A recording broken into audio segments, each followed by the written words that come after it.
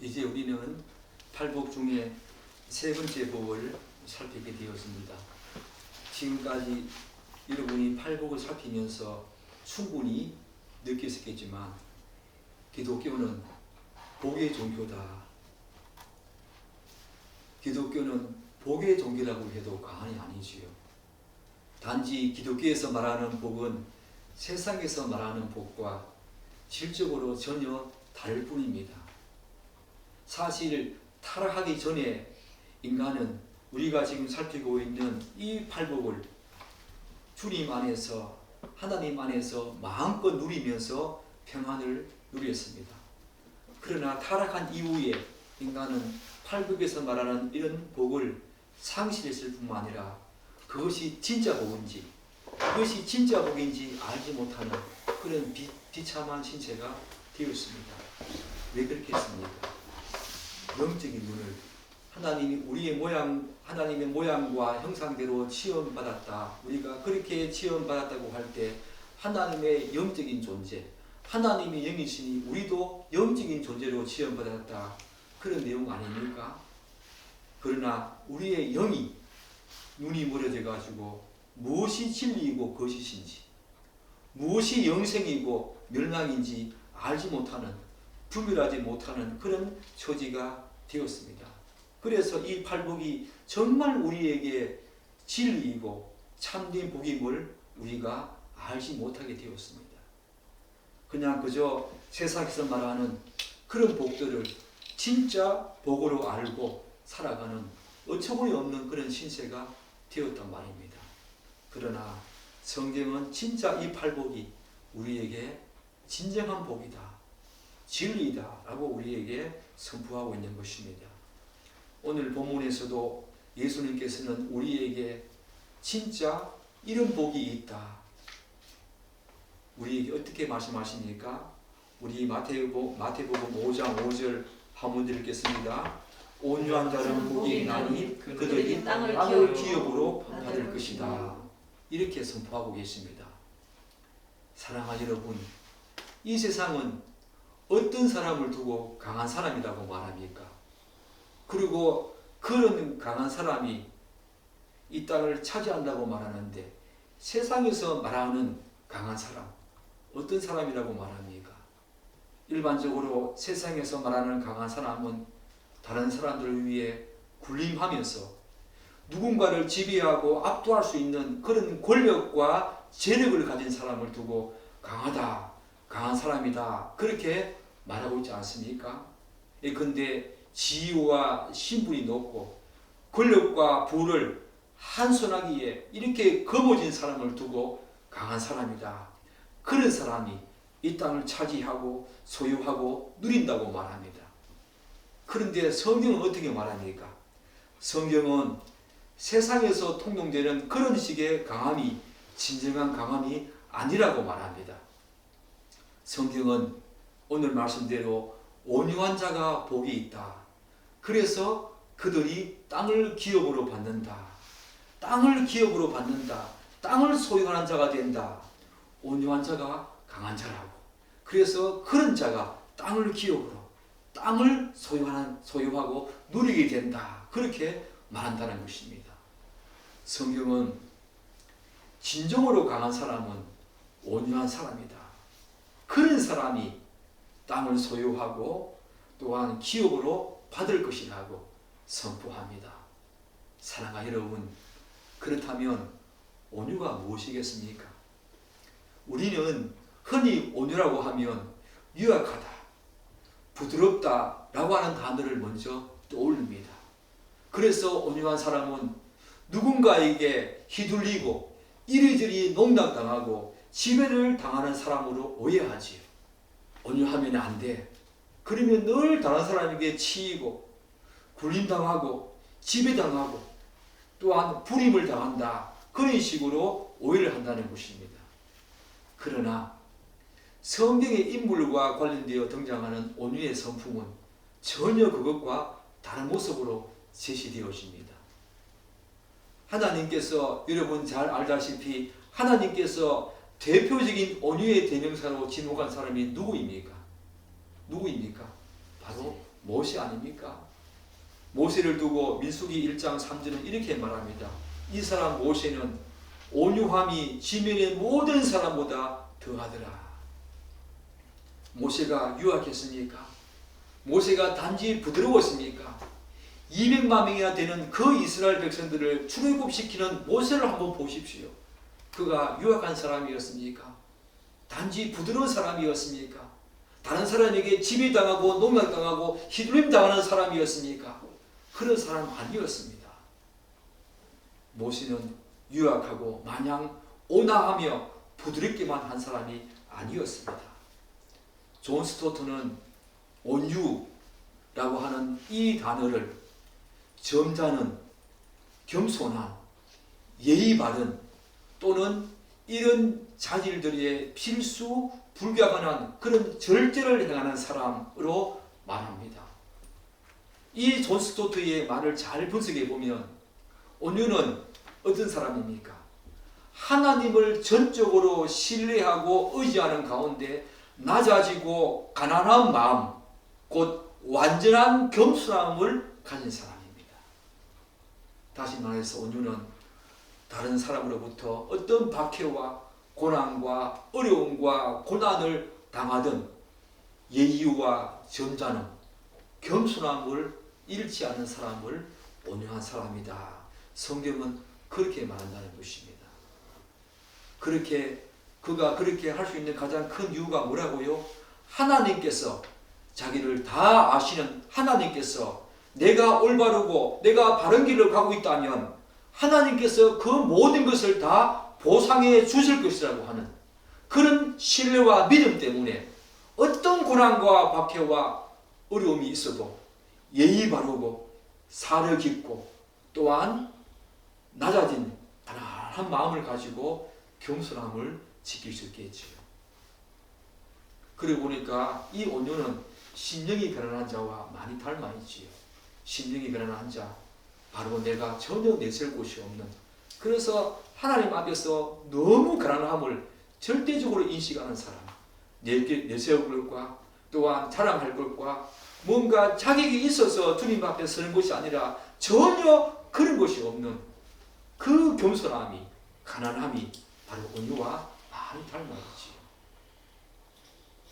그래서 저는 이 본문의 온유와 관련해서 오늘은 세 가지 내용에 주목해서 여러분과 함께 살펴보고자 합니다. 하나는 하나님 앞에서의 온유, 두 번째는 다른 사람들과의 관계에서의 온유, 그리고 세 번째는 자기 내면에서의 온유.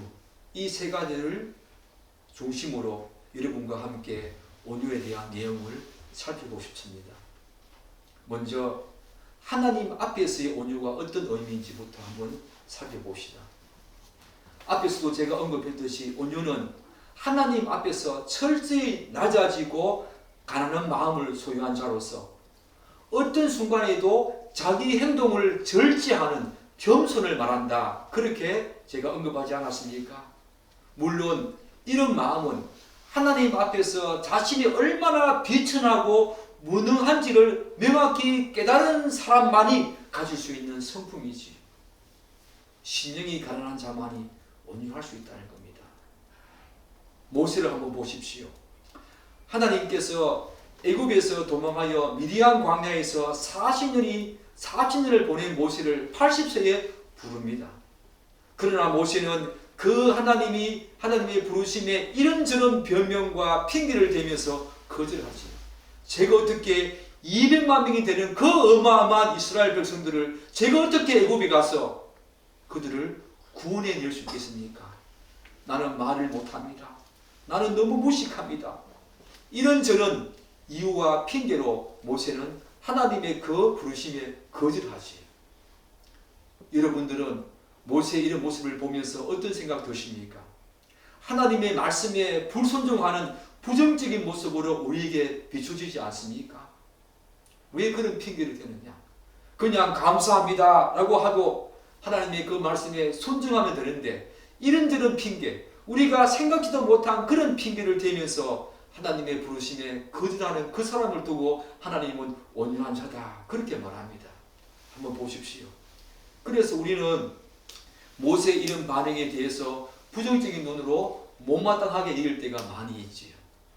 그러나 다시 한번 생각해 보십시오. 우리는 모세의 이런 반응을 두고 단지 그런 식으로 매도해서 바라보아서는 안 된다는 것입니다. 모세가 어떤 인물입니까? 모세는 애굽에 있을 때만 하더라도 자신의 힘으로 동족 이스라엘 백성들을 구원할 수 있다고 생각할 만큼 교만하고 혈기왕성한 사람이었습니다. 그래서 애굽 사람을 쳐 죽이지 않았습니까? 내 힘으로, 내 능력으로 자기의 어떤 가지고 있는 권세를 가지고 충분히 이스라엘 백성들, 히브리 사람들을 구원할 수 있다고 생각한 교만으로 가득 찬 사람이 모세였습니다. 그리고 온유하기는커녕 먼저 소리 나가는 혈기왕성한 사람이었습니다. 그러나 하나님께서는 그런 자를 40년 미디안 광야 생활로 접어들게 하지 않습니까? 광야 40년을 보내면서 모세는 하나님의 부르심에 내라고 순종할 수 없을 정도로 철저하게 가난하고 낮아진 마음, 그런 마음을 가진 사람으로 변화되었다는 것입니다. 40세의 모세는 만약에 그때 40세의 모세를 불렀다면 모세는 진짜컨대 네 하나님 제가 할 수 있습니다 라고 아마 분명히 답변했을 것입니다. 그러나 40년간 그 광야 생활을 거치면서 하나님으로부터 철저하게 훈련받은 모세는 이제 하나님께 주님 내가 내라고 할 수 없습니다 라고 답변할 만큼 철저하게 가난하고 낮아진 마음, 겸손한 마음을 그가 가지게 되었다는 것입니다. 그렇게 그의 마음이 변화되었다는 것입니다. 따라서 그가 하나님의 부르심에 이런저런 변명과 핑계를 댄 것은 바로 이런 마음이 있었기 때문입니다. 이 모세를 두고 하나님은 이 사람 모세는 온유함이 온 지면의 모든 사람보다 더하더라 라고 말씀하신 것이지요. 사랑하는 여러분, 여러분은 이 모세 행동에서 온유가 무엇인지 보십니까? 그런데 하나님 앞에서의 이 온유는 단지 그분 앞에서 가난하고 겸손한 그런 마음, 자신의 무능함과 무가치함을 깨닫고 내가 주님 앞에 쓸모없는 사람, 그래서 너무 가난하고 낮아진 마음, 모든 행동을 절제할 수 있는 그런 겸손한 마음, 여기에만 그치지 않습니다. 자신의 무능함을 또한 연약함을 알고 가난하고 낮은 마음을 가진 모세는 하나님 앞에서 어떻게 행동합니까? 출애굽기에 보면 출애굽 이후에 광야 40년 동안에 모든 이스라엘 민족이 출애굽 이후에 하나님의 말씀에 불순종하는 그런 태도를 보이지 않습니까? 때로는 우상을 만들고 섬기는 어처구니 없는 그런 행동까지 정말로 주님 앞에 불신앙적인 모습으로 그들이 드러나지 않습니까? 그런데 모세는 어떻게 합니까? 모세는 철저하게 그분의 말씀을 따르고 순종합니다. 이것이 바로 하나님 앞에서 갖는 온유의 적극적인 측면입니다. 즉 하나님 앞에서 가난하고 낮은 마음을 갖는 것이 온유의 소극적인 측면이라면 그런 마음을 가지고 자신이 처한 모든 상황에서 오직 하나님만을 신뢰하고 그분만을 의지하면서 그분의 말씀과 계명에 적극적으로 순종하는, 따르고 순종하는, 그리고 충성하는 그것이 바로 온유의 적극적인 측면이라는 것입니다. 오늘은 이렇게 하나님 앞에서의 온유는 이렇게 두 가지 측면을 갖고 있습니다. 한 가지는 소극적인 측면으로서 하나님 앞에서 철저하게 가난하고 낮은 마음, 그래서 어떤 상황과 환경 속에서도 절제하는 행동을 가진 겸손한 자, 그저가 바로 온유함의 모습이지요. 또한 좀 더 적극적인 측면에서는 그런 낮은 마음을 가지고 하나님의 말씀에 철저하게 순종하고 따르며 그분께 충성하는 것, 그것이 바로 온유의 적극적인 측면이지요. 하나님 앞에서의 온유와 관련해서 우리는 두 가지 측면을 살펴보아야 합니다. 모세의 경우에서 우리가 충분히 찾을 수 있지요. 여러분은 하나님 앞에서 이런 온유함을 가진 자 맞습니까? 낮은 마음, 가난한 마음, 그래서 다른 사람이 나에게 어떻게 하든 간에 절제하는 겸손한 마음을 가지고 있습니까? 나는 저 사람보다 더하면 더했지 더 나은 사람은 아니다. 여러분이 왜 다른 사람이 나에게 이런저런 행동을 할 때 왜 다른 사람에게 그대로 받아서 오히려 더 많이 갚아주고 싶은 그런 보복하고 싶은 마음이 듭니까? 아직까지 가난한 마음이 없기 때문이지요. 내보다 못한 사람이, 내보다 훨씬 낮은 사람이, 내보다 덜 가진 사람이, 나보다 덜 배운 사람이 나에게 저렇게 행동하네. 아닙니다, 여러분. 나는 그 사람보다 더하면 더했지 더 나은 사람이 아니라는 것입니다. 바로 하나님 앞에서 온유는 그런 마음을 가진 자가 바로 온유한 사람이지요. 그런데 온유는 이제 다른 사람들과의 관계에서도 분명히 드러나는 하나님 백성의 기질이자 특성입니다. 다시 모세 이야기로 한번 돌아가 볼까요? 모세는 안타깝게 구스 여자, 아프리카에 있는 그 구스 여자를 취했다는 이유로 말미암아 자신의 형 이 아론과 누나 미리암으로부터 큰 비방을 받지요. 어떻게 구스 여자를 취하는가? 이때 모세는 자신을 비방한 이 미리암과 아론을 두고 불만을 표시하거나 정죄하지 않았습니다. 민수기 말씀 12장 말씀을 한번 읽어보십시오. 오히려 모세는 자신을 비방한 그 미리암이 하나님의 진노를 받아가지고 나병에 걸리지 않습니까? 그들을 위해서 이렇게 기도합니다. 모세가 여호와께 부르짖어 이르되 하나님이여 원하건대 그를 고쳐 주옵소서 라고 기도합니다. 우리는 이런 모세의 모습에서 무엇을 느낄 수 있습니까? 온유는 다른 사람들이 자신을 비방하고 모욕하며 능력을 주어도 자신이 직접 나서서 그 사람과 대적하는 사람이 아닙니다. 그 모든 상황을 하나님께 맡겨드리는 사람이 바로 다른 사람들과의 관계에서 온유함을 드러내는 성품이지요. 자신이 옳고 다른 사람이 그러다면 하나님께서 그런 사람을 반드시 심판하실 것이라고 믿고 그분께 위탁하는 사람이 바로 온유한 사람이지요. 이것이 바로 다른 사람들과의 관계에서 드러나는 온유한 모습입니다. 그래서 하나님께서는 모세를 두고 시민에서 이보다 더 온유한 사람이 없다라고 할 정도로 모세를 온유한 사람으로 말하고 있는 것입니다. 이런 모습은 우리가 다윗에게서도 찾아볼 수 있지 않습니까? 이것이 바로 다른 사람들과의 관계에서 볼 수 있는 온유한 모습이지요. 여러분과 저와 얼마나 다릅니까? 저는 많이 다르다는 것을 내 속에서 많이 보게 됩니다. 심령이 가난한 자, 애통하는 자는 어느 정도 저에게서도 발견되어지고 수용할 수 있는 그런 내용인데 오늘 온유한 자의 모습은 저에게서 너무나 결핍되어 있어서 이 말씀을 제대로 전할 수 있는 그런 사람인지 아닌지 저도 많이 회개하게 되어지는 부분이 바로 온유한 자, 복이 있다 이 말씀입니다. 상대방의 악의적인 행동과 모욕 앞에서도 그것을 대적하거나 맞받아치지 않고 오히려 자신의 행동을 절제하면서 모든 것을 공의로 판단하시는 하나님께 맡겨드리는 삶, 그것이 바로 온유입니다. 심지어 어느 정도까지 나아가는지 아십니까? 상대방의 그런 악의적인 공격을 허용하는 데까지 나아갑니다. 누가 그랬습니까? 예수님이요. 수많은 능력과 모욕과 멸시를 당하면서 예수님께서는 자신의 몸을 그 악의적인 사람에게 맡기지 않습니까? 허용하지 않습니까? 십자가에 매달도록 그렇게 허용하지 않습니까? 예수님이 온유의 전형이지요.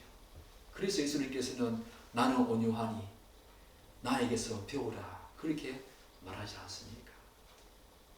이런 모습 우리에게 없지 않습니까? 눈물 흘려야 합니다. 애통해야 합니다. 우리가 그런 자가 되어야 합니다. 그런데 우리는 온유와 관련해서 한 가지 더 살펴야 할 부분이 있습니다. 그것은 한편으로는 하나님 앞에서 온유한 성품을 가진 사람이 반드시 보이는 결론적인 반응이기도 하지. 또 다른 한편으로는 다른 사람들에게 온유한 성품을 드러낼 수밖에 없는 원인으로 작용하는 것이기도 합니다. 그게 뭡니까? 제가 세 번째 온유와 관련해서 살피겠다고 말한 부분 무엇입니까? 바로 하나님 앞에서 자신의 무능함과 비천함을 깨닫고 가난하고 낮아진 이런 온유한 마음, 겸손한 마음을 가진 사람은 어떤 사람이겠습니까? 자기 자신에게 바로 자아가 철저하게 무너진 사람입니다. 자기 내면에서 온유함은 자아가 철저히 무너진 사람입니다. 이 사람만이 하나님 앞에서 가난하고 낮아진, 그래서 겸손한 마음을 가질 수 있고 결과적으로 그리고 다른 사람들에게 비록 그들이 악의적인 행동으로 말로 나에게 모욕과 멸시와 능력을 준다 하더라도 심지어 예수님처럼 그것까지 허용하는 데까지 나아가는 그런 모습으로 나타나게 되겠지요. 자기 자신이 철저하게 무너진 사람, 이 사람이 자기 내면 속에 발견할 수 있는 온유의 모습이지요. 따라서 예배당에 다닌다고 하더라도 예수님을 인격적으로 만난 사람이 아니면 절대로 이런 온유한 사람이 될 수 없습니다. 왜냐하면 하나님 앞에서 자기 존재를 명확히 깨달은 사람만이 그 초롱성 같은 자아를 무너뜨릴 수 있기 때문입니다. 사실 죄악된 인간이 가장 정복하기 힘든 초롱성과 같은 성이 무엇입니까? 자기 중심성입니다. 자아입니다. 그것은 대부분의 인간이 마지막 죽음을 앞두고도 끝까지 놓고 싶지 않을 정도로 붙들고 싶어 하는 것이 바로 이 자아 중심성, 자기 중심성, 자아, 바로 이 감정이지요. 사랑하는 여러분, 옛말에 이런 말 있지 않습니까? 지렁이도 밟으면 움틀거린다. 그렇듯이 그 전에 모든 상황을 참고 침묵했던 사람도 자기 자존심만큼은 끝까지 지키려고 합니다. 왜냐하면 그 사람이 부자든 가난하든 권력이 있든 없든 남이 보기에 잘났든 못났든 지위와 신분에 관계없이 성별에 관계없이 어떤 상황에서도 모든 인간이 붙들고 싶어하는 마지막 보루가 바로 자아 중심성, 자기 중심성, 자아이기 때문입니다. 그런데 이 청구성 같은 자아는 아무리 탁월하고 그럴듯한 그런 인간적인 수단과 방법을 동원한다 하더라도 도저히 깨뜨릴 수 없습니다. 명상요, 요가요, 템플스테이요, 어떤 명상과 심리학도 어느 정도의 도움은 줄 수 있지만 근본적인 해결책은 되지 못합니다. 단 한 가지 방법밖에 없다는 것입니다. 다른 길은 없습니다. 그것이 무엇입니까? 자아의 무너짐과 자기 부정은 하나님 앞에서 자신의 무능함과 비천함, 죄악된 모습을 제대로 깨닫기 전까지는 절대로 불가능합니다. 하나님을 만나야만 가능하다는 것입니다. 하나님이 하신다는 것입니다. 사랑하는 여러분, 여러분에게는 자아가 철저히 무너졌습니까?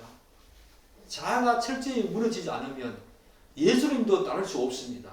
그래서 예수님께서는 어떻게 말씀하십니까? 누구든지 나를 따라오려거든 자기를 먼저 부인하고 자기 십자가를 지고 나를 따를 것이니라 라고 말씀하신 것입니다. 자신이 부정되지 않으면, 자기 내면 속에 온유함이 없다면 절대로 예수님을 따를 수 없습니다. 이것은 진리입니다. 이것은 원리입니다. 내가 하나님께서 주신 십자가를 내가 지고 가면 되지 않느냐? 그렇지 않습니다. 자기를 부정하지 않으면 그 십자가를 제대로 질 수 없다는 것입니다. 그것은 위선이고 가짜이고 거짓이라는 것입니다. 먼저 소극적인 측면에서 자기 자신이 부정되어야만 그 상태에서 예수님께서 자신에게 주신 십자가를 질 수 있다는 것입니다. 예수님을 만나야만 자기 내면 속의 온유, 겸손함, 즉 자아가 부정되어지는 것입니다. 이런 측면에서 자기 내면의 온유함은 하나님을 정말로 인격적으로 만난 사람이 아니면 불가능하지요. 그런 측면에서 여러분과 저는 복이 있는 사람입니다. 오늘 복이 있는 사람은 온유한 자다 그렇게 말하지 않습니까? 신자를 두고 너는 복이 있는 사람이다. 왜냐? 온유함이 있기 때문에. 사랑하는 여러분, 그렇다면 이제 결론적으로 살펴봅시다. 예수님께서는 온유한 자에게 복이 있다고 말씀하시는데 무엇 때문에, 곧 그 이유가 무엇이라고 말씀하십니까? 5장 5절을 다시 한번 보십시오. 온유한 자는 복이 있나니 그들이 땅을 기업으로 받을 것이다. 바로 땅을 기업으로 받을 것이기 때문에 온유한 자가 복이 있다는 것입니다. 온유한 자가 진짜 복받은 사람이라는 것입니다. 여러분들은 아마 본문에서 언급하는 이 땅이 비유적인 표현임을 잘 아실 것입니다. 물론 여기에서 언급된 이 땅은 원래는 하나님이 아브라함에 약속하신 그 가나안 땅, 하나님이 아브라함과 맺은 계약으로 인해서 이스라엘 백성들에게 허락하실 그 약속의 땅, 가나안 땅을 가리키는 말이었습니다. 그러나 학자들은 이 본문의 문맥상 이 땅은 세상으로 이해된다라고 말합니다. 세상으로. 로마서 4장은 이와 관련해서 우리에게 중요한 힌트를 줍니다.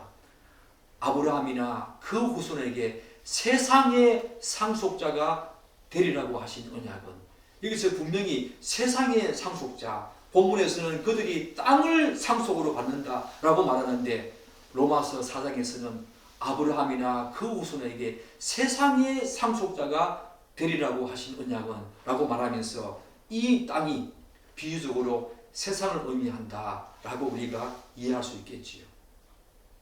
사랑하는 여러분, 그도 그럴 것이 온 세상의 지면에서 가장 온유한 사람, 아까 제가 누구라고 말씀드렸습니까? 모세 아닙니까? 이 모세가 하나님께서 약속하신 가나안 땅에 들어갔습니까? 못 들어갔습니까? 못 들어갔습니다. 모세는 가나안 땅, 약속의 땅 들어가지 못했습니다. 만약 여기서 말하는 땅이 하나님께서 아브라함에게 약속하신 그 땅이라면 그도 당연히 가나안 땅에 입성했어야 했습니다. 그러나 그러하지 못했습니다. 따라서 우리는 본문에서 말하는 이 땅을 비유적인 표현으로 이해할 필요가 있지요. 비유적인 표현인 것입니다. 여러분과 제가 온유하다고 해서 이 땅에, 이 세상의 땅을 차지한다, 그런 의미 아니지요. 여러분에게 땅이 있습니까? 만약에 온유한 자가 이 땅을, 이 세상의 땅을 기업으로 받는다면 모든 땅은 그리스도인들의 땅이 될 것입니다. 그렇지 않습니까? 이 땅은 그런 땅이 아니지요. 우리가 물리적으로 소유할 수 있는, 가시적으로 보는 그런 땅이 아닙니다. 비유적인 땅이지요. 그렇다면 땅을 기업으로 받을 것이다 라는 말은 무슨 말일까? 사랑하는 여러분, 사실 저는 이 말은 일정 부분 현재적인 차원에서의 어떤 땅, 현재적인 차원에서의 어떤 복, 그것도 분명히 일정 부분 포함하겠지만 이 말씀만큼 다분히 미래적인 차원의 복을 강조하고 있다. 저는 그렇게 해석합니다. 그런 인상을 지울 수가 없다는 것입니다. 그렇다면 땅을 기업으로, 미래적인 차원에서 땅을 기업으로 받을 것이다 라는 말은 무엇을 의미할까? 우리는 아까 영준이가 기도했지만 하나님께서 그의 백성들을 그분의 자녀로 삼아 주셨다는 사실 잘 알고 있지 않습니까? 양자됨의 은혜가 있지 않습니까? 그리고 우리가 앞으로 7번째 복을 언급할 때 살피겠지만 예수님께서는 화평하게 하는 자는 복이 있나니 그들이 하나님의 아들이라 일컬음을 받을 것이다 라고 말을 합니다. 성경은 분명히 예수를 믿고 하나님을 믿는 그런 신자는 하나님의 양자로 입양되어 가지고 그분의 자녀가 되었다 그렇게 분명히 선포하고 있지 않습니까? 하나님의 자녀가 되었다 그렇게 선포합니다. 따라서 모든 신자는 예수님과 공동 상속자로서 예수님께서 십자가에 달려 돌아가시고 그분이 모든 하나님의 율법을 다 순종하는 말미암아 획득한 그 의, 그 복, 그 모든 것들을 소유하고 함께 누릴 자입니다. 그런 측면에서 아까 우리가 기도한 것은 너무 잘한 기도지요. 우리가 바로 그런 복을 받은 자입니다. 이러한 맥락에서 바울은 우리에게 로마서 8장에서 다음과 같은 중요한 말을 들려줍니다. 한번 들어보십시오. 성령이 친히 우리의 영과 더불어 우리가 하나님의 자녀인 것을 증언하시나니 자녀이면 또한 상속자 곧 하나님의 상속자요 그리스도와 함께한 상속자니. 그러면 이 땅이 무엇을 의미하겠습니까? 미래적인 차원에서 예수님과 함께 공동 상속자로서 우리가 누릴 그 복과 그 기업이 무엇이겠습니까? 너무나 영광과 존귀와 너무 많은 복이 있겠지만 가장 중요한 것은 우리는 마지막 날에 예수님께서 세상의 재판장이 되실 것과 새하늘과 새 땅을 다스릴 분이심을 분명히 알고 있지 않습니까?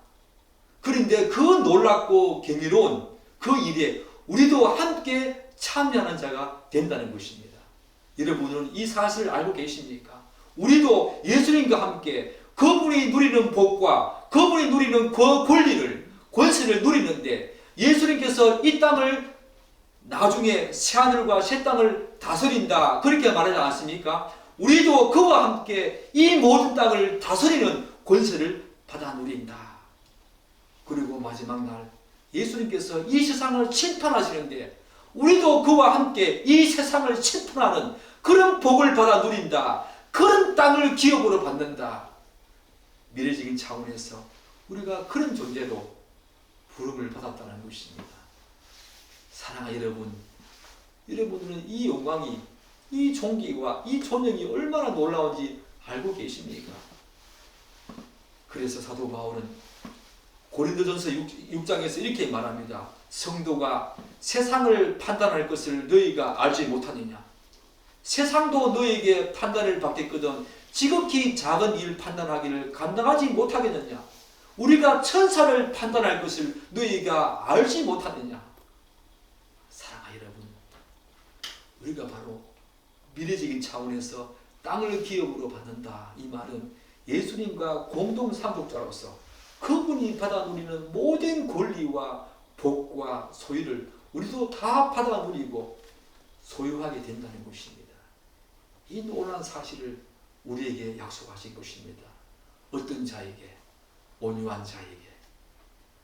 바로 그런 놀라운 복이 있기 때문에 온유한 자가 복이 있다. 그렇게 말하는 것입니다.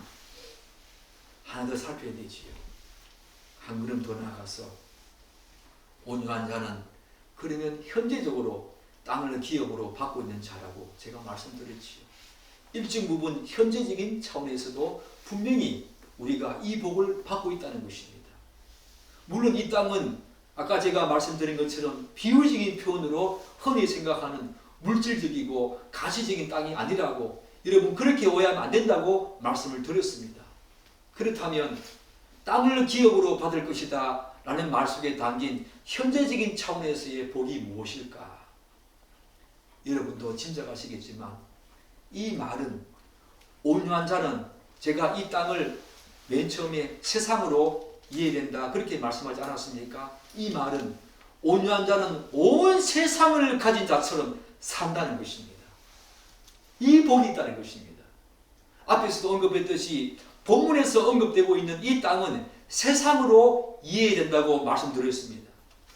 따라서 온유한 자는 비록 힘들고 어렵더라도 이 세상 전부를 소유한 자처럼 기쁨과 만족함을 누리며 산다는 것입니다.